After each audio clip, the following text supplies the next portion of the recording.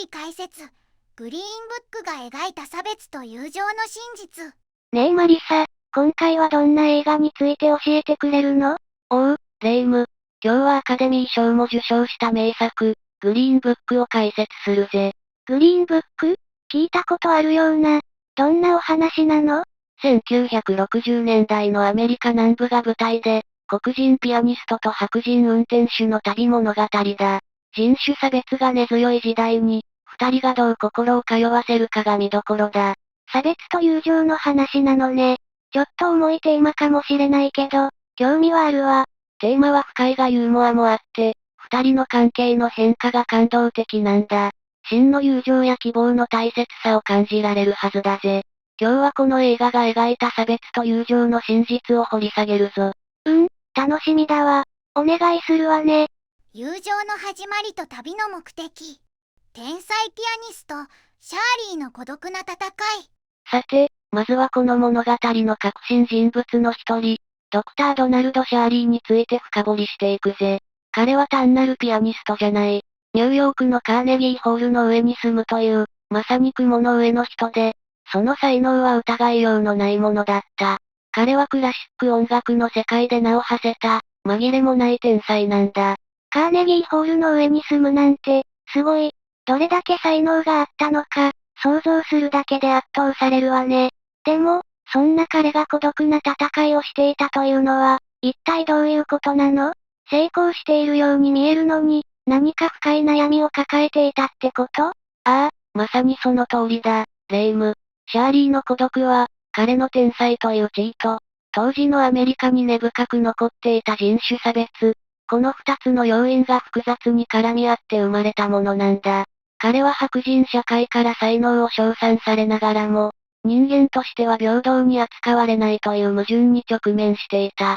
例えば、演奏会が終われば、彼は白人客と同じ入り口から出られず、同じレストランで食事もできない。そうした経験が、彼を深く傷つけ、孤立させていったんだ。才能があるのに、人間として尊重されないなんて、本当に辛いことだわ。それはまるで、自分の一部だけが認められて、他の部分は否定されているような感覚なのかしら？その通りだ。彼は上流階級の洗練された振る舞いを身につけ、教養も豊かだったが、それが当時の多くの黒人社会からは浮いた存在に見られ、かといって白人社会に完全に溶け込めるわけでもなかった。彼はどちらのコミュニティにも完全に属することができず、その狭間で葛藤していたんだ。映画の中では、彼がホテルの部屋で一人、ウイスキーを飲むシーンや、人種差別に直面して感情をあらわにする姿が描かれているが、それは彼が内面に抱えていた深い孤独と怒りの表れに他ならない。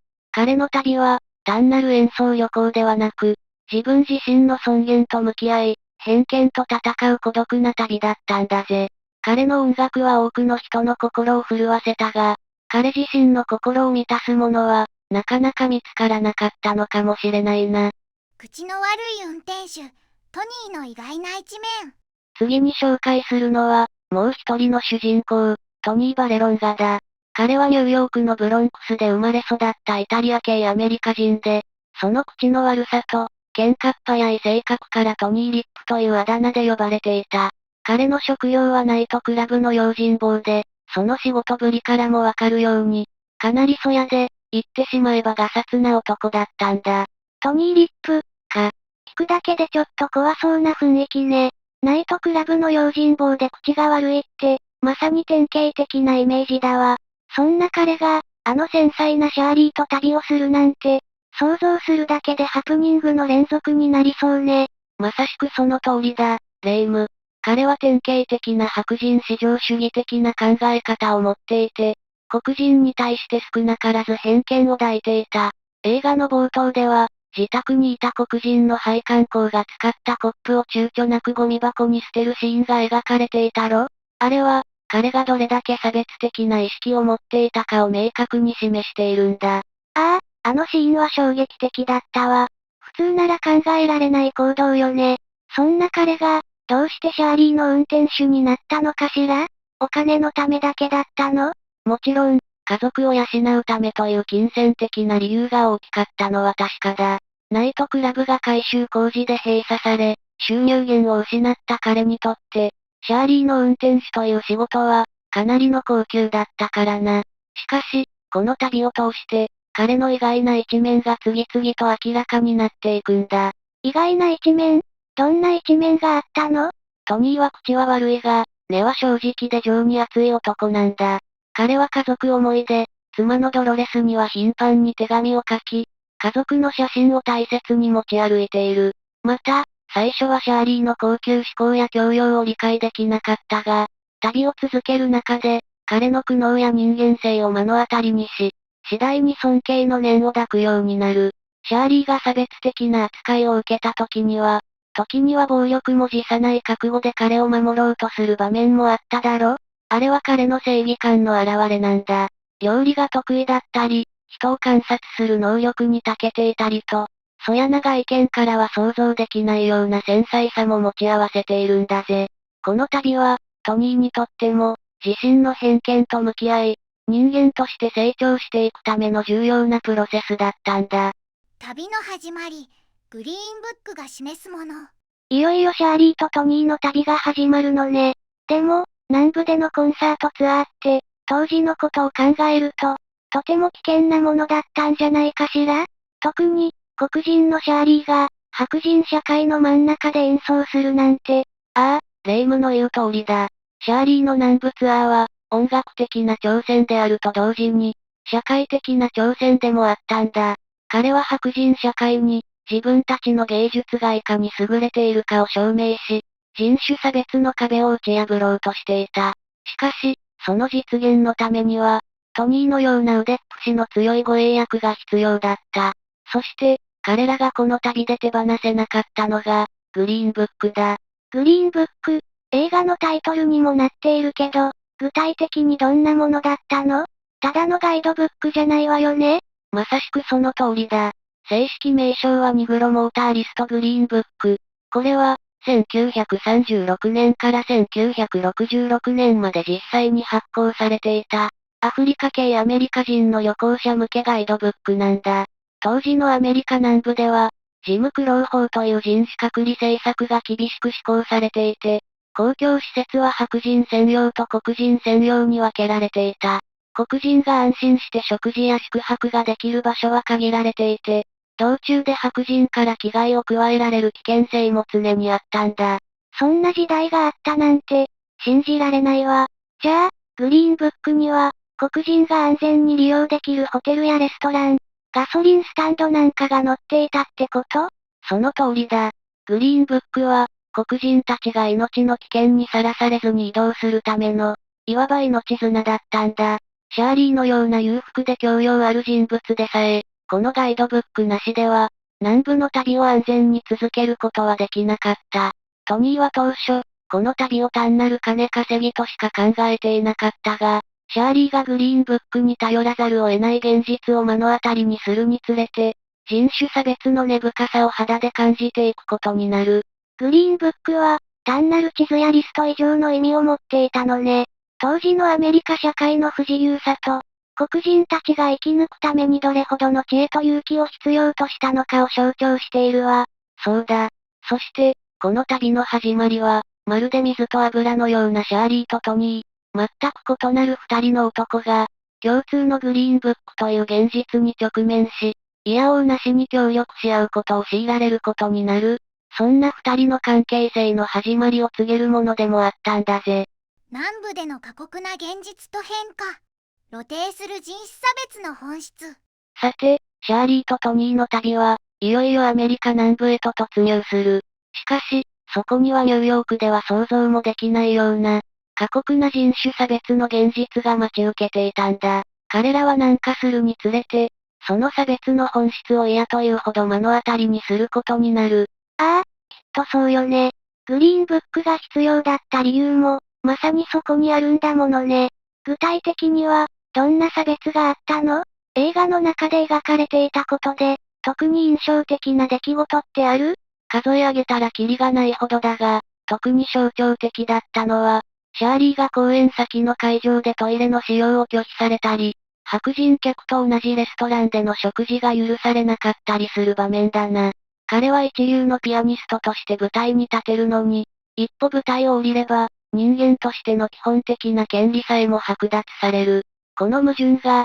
当時の人種差別の恐ろしい本質を浮き彫りにしているんだ。それは本当に理不尽だわ。どれだけ才能があっても、肌の色が違うだけで、そんな扱いを受けるなんて、シャーリーはどんな気持ちだったのかしら？シャーリーは、そうした差別的な扱いに何度も直面し、その度に深い屈辱と怒りを感じていたはずだ。彼は常に冷静で品位を保とうとするが、時には感情を抑えきれずにトニーにぶつかることもあった。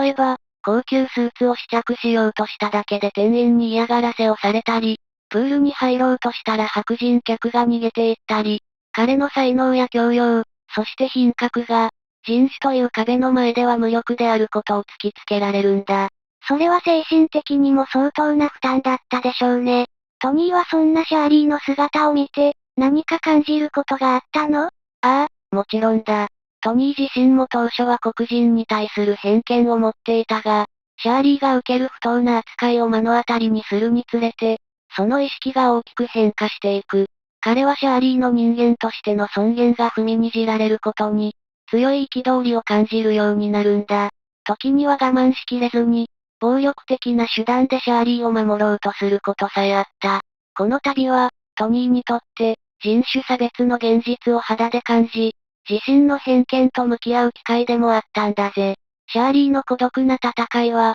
トニーの心にも深く影響を与えていったんだ。衝突と理解、深まる二人の絆。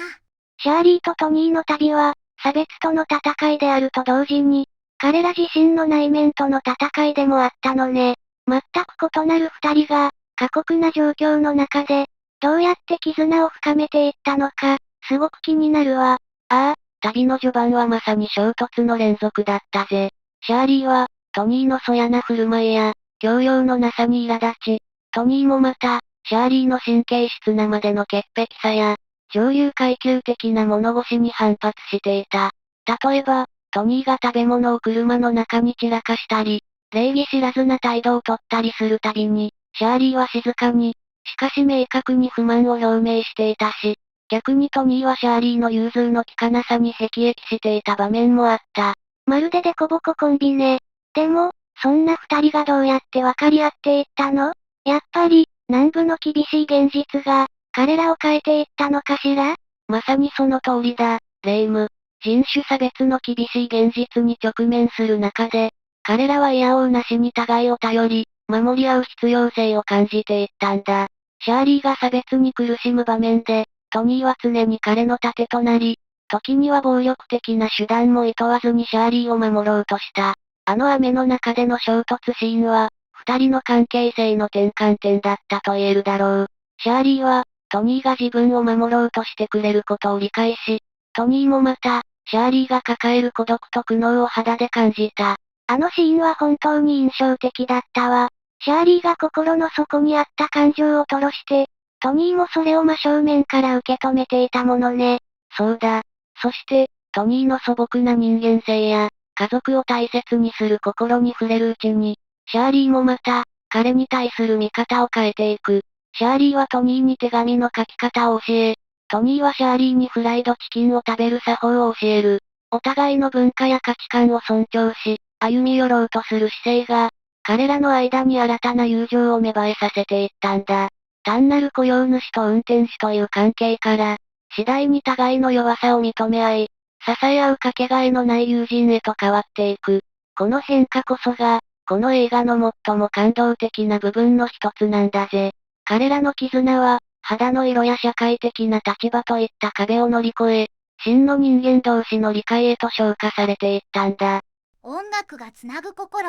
シャーリーの神殿。シャーリーの旅は、差別との戦いであり、トニーとの絆を深めるものでもあったが、その中心には常に音楽があった。彼はなぜ、あれほど過酷な南部のツアーを決行したのか。それは、彼の音楽に対する揺るぎない信念があったからなんだ。そうよね。どれだけ辛い目にあっても、彼はステージに立ち続けたもの。彼の演奏は、聞く人の心を震わせるものだったわ。でも、彼はただのクラシックピアニストではなかったのよね。ああ、まさにその通りだ、レイム。ドクター・ドナルド・シャーリーは、単にクラシックを演奏するだけでなく、ジャズやゴスペル、ブルースといったアフリカ系アメリカ人のルーツを持つ音楽を、クラシック音楽の中に織り交ぜて演奏する、まさに唯一無二のピアニストだった。彼の音楽は、ジャンルの壁を越え、聴く者の魂に直接語りかける力を持っていたんだ。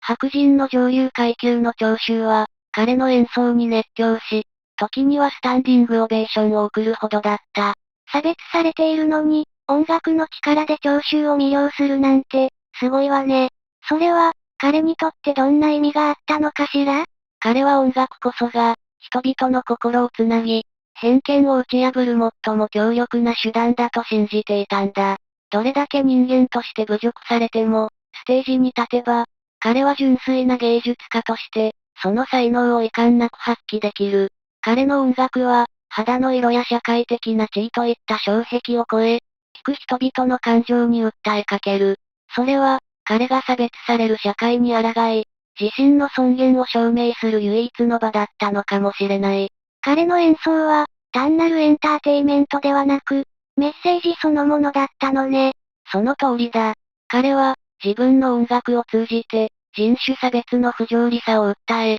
人々の心に変化をもたらそうとしていたんだ。そして、彼の信念は、トニーにも大きな影響を与えた。最初はクラシック音楽に興味がなかったトニーも、シャーリーの演奏に触れるうちに、その才能と音楽の持つ力に深く感銘を受けるようになる。シャーリーの音楽は、トニーの心の壁をも溶かし、二人の間に深い絆を築く上で、非常に重要な役割を果たしたんだぜ。音楽は、言葉や文化の壁を越え、彼らの心を一つにしたんだ。真実の友情と未来への希望。偏見を乗り越える勇気。シャーリーとトニーの旅は、単なる巡洋ではなかった。それは、二人がそれぞれの内なる偏見と、社会に根深く存在する人種差別の壁に立ち向かう、壮絶な戦いでもあったんだ。この旅を通して、彼らは互いの価値観を理解し、真の友情を育むことで、偏見を乗り越える勇気を示したんだぜ。偏見を乗り越える勇気。それは、二人にとって、本当に大きな意味があったでしょうね。特に、トニーが自分の抱えていた黒人に対する偏見を捨てるのは、簡単なことではなかったはずだわ。まさしくその通りだ、レイム。トニーは、旅の始まりでは典型的な白人至上主義的な考え方を持っていた。黒人の配管工が使ったコップを捨てるシーンは、彼の根深い偏見を象徴していたろ？しかし、シャーリーと共に南部の過酷な現実を経験する中で、その認識は少しずつ、しかし確実に変化していったんだ。シャーリーが人間としての尊厳を傷つけられる場面を目の当たりにするたびに、トニーは激しい怒りを感じ、彼を守ろうと行動した。それは、トニーがシャーリーを黒人としてではなく、一人の人間として見るようになった証拠ね。そうだ。そして、シャーリーもまた、自分の偏見と向き合う勇気を持っていた。彼は、トニーのそやな言動に最初は苛立ちを覚えていたが、トニーの素朴な優しさや、家族への愛情、そして何よりも自分を守ろうとする献身的な姿勢に触れるうちに、トニーを単なる無教養な運転手としてではなく、真の友人として受け入れていったんだ。特に、シャーリーがトニーに手紙の書き方を教えるシーンや、トニーがシャーリーにフライドチキンを勧めるシーンなんかは、互いの壁を打ち破る、小さな、けれど確かな勇気の表れだったと言えるだろう。お互いに歩み寄ろうとする姿勢が、本当に素敵だわ。それが、真の友情につながったのね。ああ、彼らは、それぞれの出自や生きてきた環境が全く異なるにもかかわらず、人間としての誠実さ、そして互いを尊重しようとする勇気によって、深い信頼関係を築き上げたんだ。この旅は、単に目的地に到達するだけでなく、心の壁を打ち破り、真の理解へとたどり着くための旅でもあったんだぜ。彼らの友情は、偏見を乗り越えることがいかに尊く、そして困難なことであるかを示しているんだ。互いを尊重する関係性への進化。シャーリーとトニーの旅は、最初は雇用主と運転手という明確な上下関係があったけれど、旅が進むにつれて、二人の関係性は大きく変化していったわよね。まさに、互いを尊重する関係性へと進化していったんだと感じるわ。ああ、その通りだ、レイム。旅の始まりでは、シャーリーはトニーをそやで教養のない男とみなし、トニーもまた、シャーリーを神経質で気難しい上流階級の人間と捉えていた。しかし、南部の厳しい現実や、道中での様々な出来事が、彼らの互いへの認識を根本から変えていったんだ。どんな出来事が、その変化を促したのかしら？例えば、シャーリーがトニーの価値観を尊重するようになった瞬間ってあった？たくさんあるが、特に象徴的だったのは、シャーリーがトニーに、妻への手紙を正直な言葉で書くように促した場面だな。シャーリーは、トニーが慣れない上品な言葉を使おうとするのを見て、彼の本来の温かさや、家族への愛情を表現する言葉こそが真実だと教えた。これは、シャーリーがトニーの素朴な人間性や、彼自身の価値観を尊重し始めた証拠だと言える。シャーリーは、トニーの生き方や、彼が大切にしているものを理解しようと努めたんだ。なるほど。逆に、トニーがシャーリーを尊重するようになったのは、どんな時だったのかしら？彼の音楽に触れたこと以外で何かある？トニーがシャーリーを心から尊重するようになったのは、彼が直面する差別の現実を間近で見て、シャーリーがどれほど孤独で、それでも品位を保とうと戦っているかを理解した時だろう。例えば、白人専用のトイレの使用を拒否されたり、レストランでの食事が許されなかったりする場面で、トニーは激しい怒りを覚える。それは、シャーリーを黒人としてではなく、一人の人間として、その尊厳が踏みにじられていることに憤りを感じたからだ。彼はシャーリーの繊細な心を守ろうと行動し、時にはシャーリーが抱える苦悩をおもんばかって、彼のプライベートな空間を尊重する姿勢も見せた。二人がお互いの弱さや違いを受け入れ、支え合うようになったのね。そうだ。互いのバックグラウンドや文化的な違いを認め合い、歩み寄ることで、彼らは表面的な偏見を超え、人間としての深い信頼関係を築き上げた。シャーリーがトニーに教養を授け、トニーがシャーリーに世間の知恵を教える。このギブアンドテイクの関係が、真の互いを尊重する関係性へと彼らの友情を昇華させたんだ。彼らの旅は、異なる者同士が理解し合い、尊重し合うことの尊さを教えてくれる、素晴らしいものだったんだぜ。映画が伝える普遍的なメッセージ。映画グリーンブックは、単なる1960年代のアメリカにおける人種差別の物語に止まらない。この映画が私たちに投げかけるメッセージは、時代や国境を超え、現代社会にも通じる普遍的なテーマを多く含んでいるんだぜ。そうよね。差別や偏見は、形を変えて今も存在しているもの。この映画は、私たちに何を問いかけているのかしら？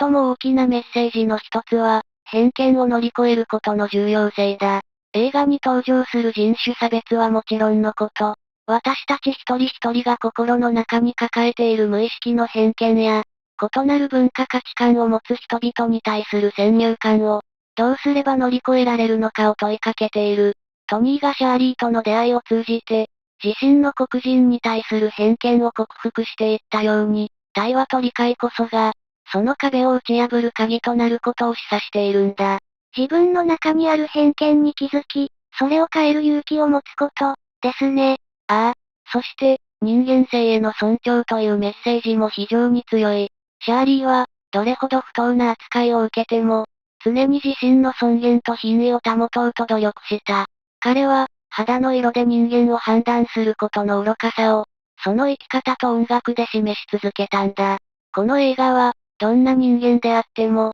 その人格や尊厳が尊重されるべきであるという、揺るぎないメッセージを伝えている。そして、あの二人の間に芽生えた友情は、まさに希望の光だったわね。そうだ、異なる者同士が織りなす友情の力もまた、重要なテーマだ。育った環境も、教育も、価値観も全く異なるシャーリーとトニーが、旅を通して互いの弱さを受け入れ、尊重し合い、かけがえのない友情を育んでいく姿は、私たちに大きな感動と希望を与える。彼らの友情は、社会が分断されがちな現代において、いかにして多様性を認め、共生していくべきかという問いに対する一つの答えを、示しているんだ。本当にそうね。この映画は、私たちに理解し、共感することの大切さを教えてくれるわ。その通りだ、レイム。最終的に、グリーンブックは、互いの違いを認め、尊重し、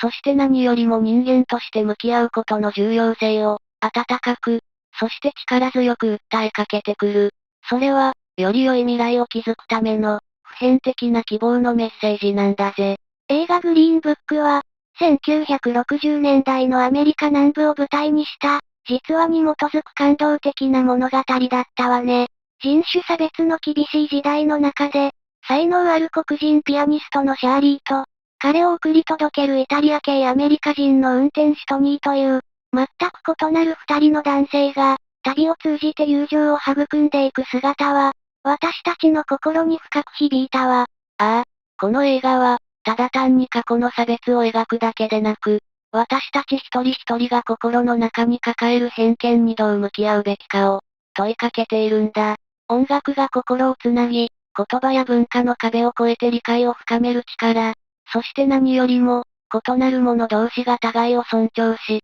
歩み寄ることの尊さを教えてくれた。シャーリーとトニーの関係性の変化は、まさに人間性の進化を象徴していたわね。そうだ。最初は雇用主と運転手という関係から、互いの弱さを受け入れ、支え合う真の友人へと変わっていく過程は、私たちに理解し、共感することの大切さを教えてくれる。この映画が伝える普遍的なメッセージは、現代社会においてもなお、私たちに多くの示唆を与え、より良い未来への希望を示してくれているんだぜ。総評またはまとめ。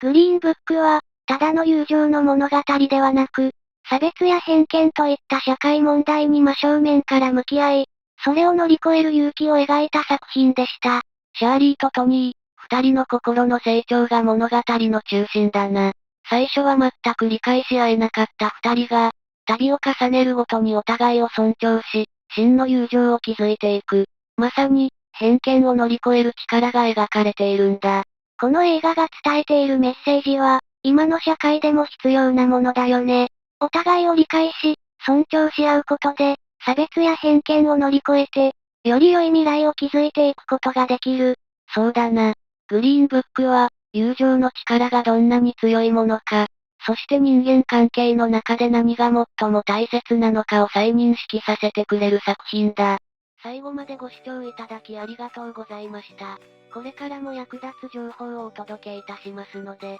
チャンネル登録と高評価をよろしくお願いします。コメント欄でご意見や質問もお待ちしています。それではまた次回お会いしましょう。バイバイ。今日も一日良い日で、またね。